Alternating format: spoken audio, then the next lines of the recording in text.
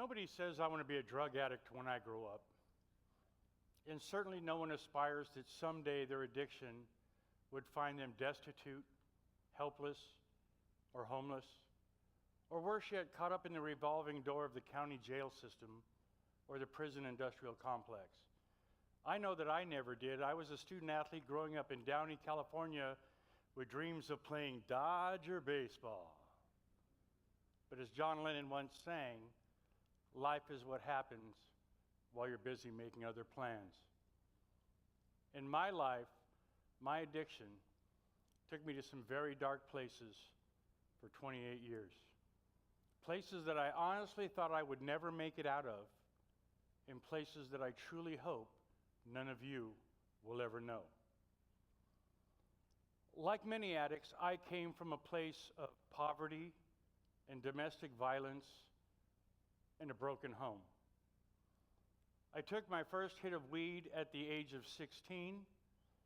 By 17, I had dropped out of high school and began to experiment with prescription drugs and hallucinogenics. And by 18, I was a full-blown cocaine addict on my way to Los Angeles County Jail for the first of what would be many times. I spent the next 28 years in and out of jail, in and out of prison, and I became addicted to methamphetamine and heroin as well. And by the age of 46, I had resigned myself to the fact that I would die behind prison walls or imprisoned within my addiction, without ever truly knowing what it had meant to be alive, to live, to experience life in all of its glory and its splendor and its majesty and its beauty and its sweet imperfections. I was going to die never having known any of those things. Now, I've just given you some of my experience and qualifications. I'd like to point out my references. And I'm not going to argue with the good doctor, am I? No. Nelson Mandela once said that no one truly knows a nation until one has been inside its jails. And that a nation should not be judged by how it treats its highest citizens, but rather its lowest. And Dostoevsky said that the degree of civilization within a society can be seen by entering its prisons. I offer you my qualifications and my references.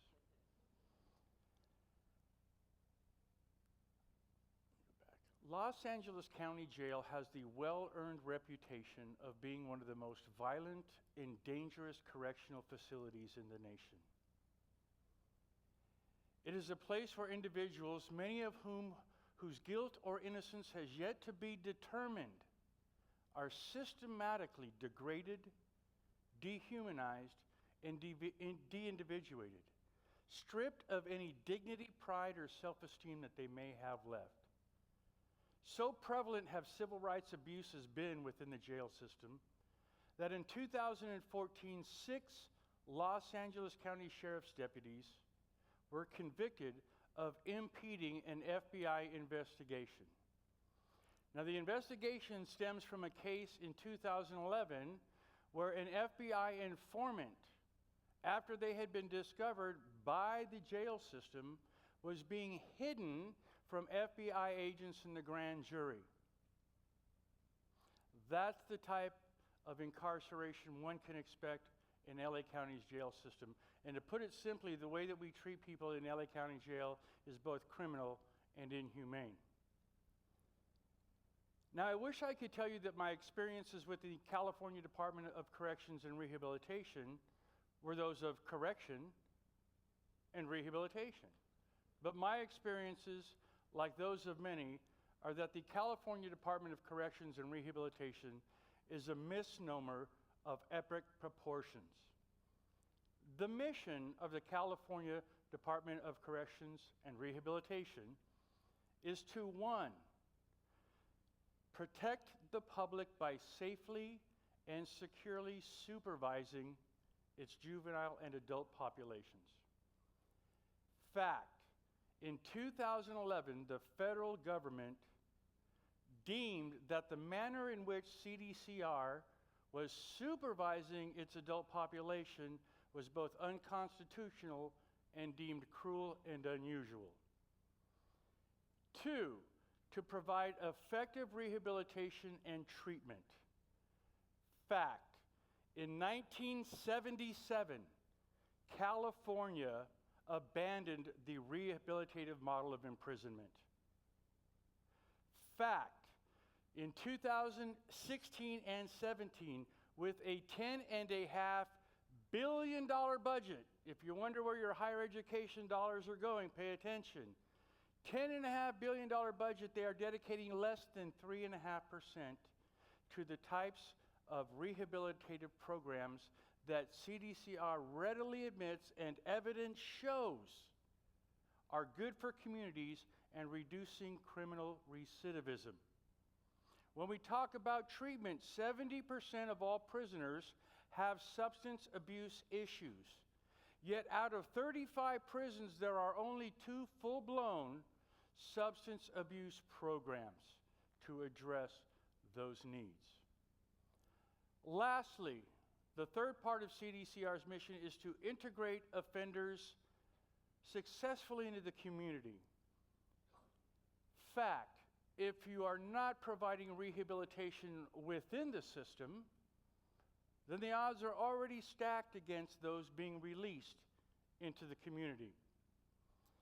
Fact, prior to 1977, parole was essentially an early release program. If the parole board deemed you fit to re-enter society before the end of your sentence, you would be paroled and serve the remainder of your sentence under community supervision. In 1977, early release was eliminated. And in many states across this nation, they abandoned parole altogether. But California did the exact opposite. What California did is they began to now force every single released prisoner who had served their court-ordered sentence onto parole for an additional 1 to 3 years. And they have to serve under terms and conditions that ordinary citizens such as yourself don't have to abide by. And I'll give you some examples. Not maintaining employment could get you sent back to prison, but who wants to hire a parolee? Police contact, if you get pulled over and you don't get a ticket, you could still be sent back. Not maintaining a residence, well, if you can't maintain a job because you're a parolee, how can you maintain a residence? Violations like that send 50 to 70,000 parolees back to prison every single year without ever having been convicted of a single crime. If you wonder where our higher education dollars are going, that's where they're going. Parole, simply put, is just a mechanism to keep the prison industrial complex full of slave labor. 80% of the workforce in any given prison within this state is performed by inmates, by prisoners. They are forced to work for wages that range from 8 cents per hour to 56 cents per hour. And there's a strong prison and parole reform movement beginning in the nation right now. And as I speak, prisoners across this country are striking their jobs because they're tired of these conditions. But really gets to me is they are performing jobs in which they could become licensed or certified so that when they're released, they have something tangible to show an employer that they put the time in. They dedicated themselves to turning their lives around. But the state doesn't provide that. Why? Because the honest and simple answer is that the system is designed for us to fail, to keep it full. In 2009, I decided to turn my life around. And I entered Golden West College And I actually applied to Golden West from the Orange County Jail. How cool is that? Right? Well, it's not as cool as when they actually answered me back. But I took that, and when I got to Golden West, I had a serious decision to make. Do I disclose my stigmatized and marginalized identity and risk what may happen, or do I share my story in the hopes that it helps someone? I chose to disclose, and what I discovered changed my life forever. People came out of the woodwork and just loved on me, and supported me, and encouraged me, and motivated me, and inspired me to action. And now, not only did I want to get an AA degree, but I wanted to serve. Because addiction is a selfish disease.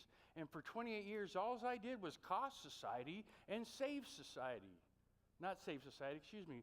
Cost them and just be a negative member of that society. Today, I get to give back and I get to pay it forward. Because people like you believed that I could change. And 80% of people like me with my background who turn their lives around go into the type of fields that positively impact the lives of others. I graduated from Golden West College in 2013 as the college's outstanding student.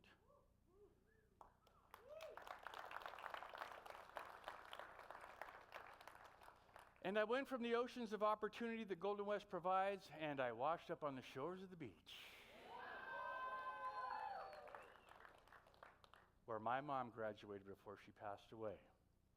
And during my time at the beach, I continued to serve my campus and my community, and I've been recognized by my campus, by my city, and by the state since I've been here. Because the Repurposed Life gives back, pays it forward.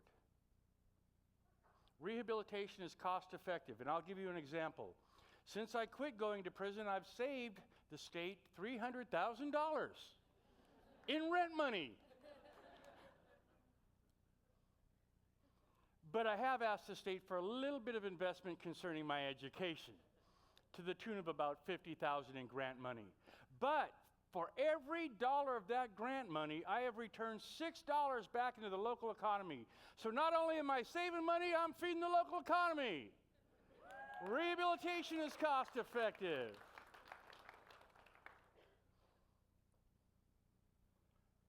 When I was a child, I saw an episode of The Twilight Zone entitled Changing of the Guard, about an aging professor who was let go after 51 years of teaching. And he had gone home and began to thumb through old yearbooks and look at old students, and he began to question whether he had made any impact in his life. Something many of us educators might think occasionally here. And deciding that he had made no impact, he decided that he was going to go back to the school, and beneath the statue of Horace Mann, he was going to shoot himself. But then a phantom bell rings in the school, and he returns to his classroom where the ghosts of students past appear to tell him exactly how much of an impact he made in their lives. And he decided to live.